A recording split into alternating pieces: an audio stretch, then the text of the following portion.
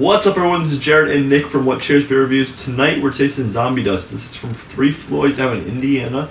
It's an American Pale Ale using strictly Citra hops. It's made with 6.4% alcohol. And how many IBUs? I think around 60 IBUs. 60 IBUs, yeah. This is one of the most popular pale ales in the country. Everyone loves it, raves about it. You know, as with most Three Floyds beers, it's got a lot of... it's a huge following. Yeah. And we both had it before and both fell in love with it. It does... Yeah, it is outstanding. It does fall along more lines of a IPA because it's so hoppy. It dances on the line, definitely. But, yeah, let's get right into it, guys. All right. So it poured, really... it poured clear. Towards the bottom of the bottle, Jared's pour is more hazy. Yep. It's golden, clear, nice carbonation streaming up from the bottom of the glass. Bright white head. Yep. The head wasn't too thick. Yeah, it dissipated pretty quickly. Yep. But just looks really nice. I'm assuming it's fresh, so I don't think the haze is a big deal. Nope. The person I got this from lives 5 minutes from the brewery, and I would assume that these bottles are fresh. So, definitely. Let's get a smell on the Zombie Dust. Yeah, that is definitely a really nice, very aromatic. Super grapefruity.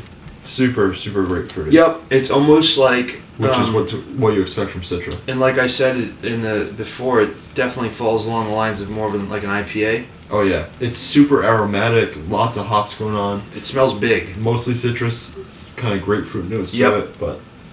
And that's pretty much it, pretty straightforward. If you've ever had Citra beers, Citra hop beers, you know what you're in for. It smells absolutely delicious. Pineapple, grapefruit, kind of, maybe a little orange juice, that kind of typical thing we always talk about in these kind of very aromatic, tropical smelling beers. But yeah. It smells great. Let's get a taste. Cheers. Cheers.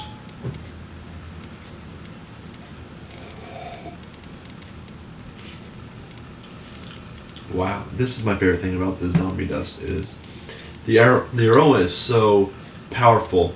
The flavor stands up to it. It's just as powerful. It does, yeah, wow. But it's got all the hoppiness of an IPA without any of that bitterness, which is what draws it back to a pale ale for me. It's a hoppy pale ale, but not a drop of, not an ounce of bitterness at all. The first thing I like that I find that's different about this one is the fact that you get the maltiness. And it just really does play off the hops and the aromatics of it. Kind of they balance each other out, and it's so well done. You're not tasting the alcohol, obviously. It's pretty low percentage, but it's very refreshing. And getting that like little bit of sweetness, little bit of bitterness, and that kind of grapefruit, pineapple, fruit, juice takes over in the middle. And then it finishes like really dry. It finishes really dry. Crisp, super clean, refreshing. It is so very refreshing. My God, I wish this was close to us. I just drink this nonstop. Yeah, you could easily put back a few of these and not even blink. I mean, this is the most drinkable pale ale, and it really does. I think borderline an IPA for me. The way from start to finish. This has got to be like one of the biggest, best pale ales ever, and I can see why it's so popular. I think it's one of the biggest, but still so subtle almost. Like it's surprising. Well, I think it finds that nice balance, like you said. Like it is like the perfect balance between an IPA and a pale ale, and Three Floyds knocked this one out of the park. I see people on BeerAdvocate buying this by the case. I'm not surprised. They probably fly through it. Speaking of BeerAdvocate gave this one a 100, as did RateBeer. Any rating for you? Well, it's funny. BeerAdvocate just condensed their list of their ratings, and I think Zombie Dust went up to It went up there, yeah. Like to the top. So, wow. I don't know. For my rating on this, I really like this. I don't find anything wrong with it. And I don't want to give it 100, but it's really perfect for a pale ale. Well, while you think about that, yeah, what do you think? I decided this and it hasn't changed since I last had it, which was over the summer. this is my favorite pale ale I've ever had on the market, easily.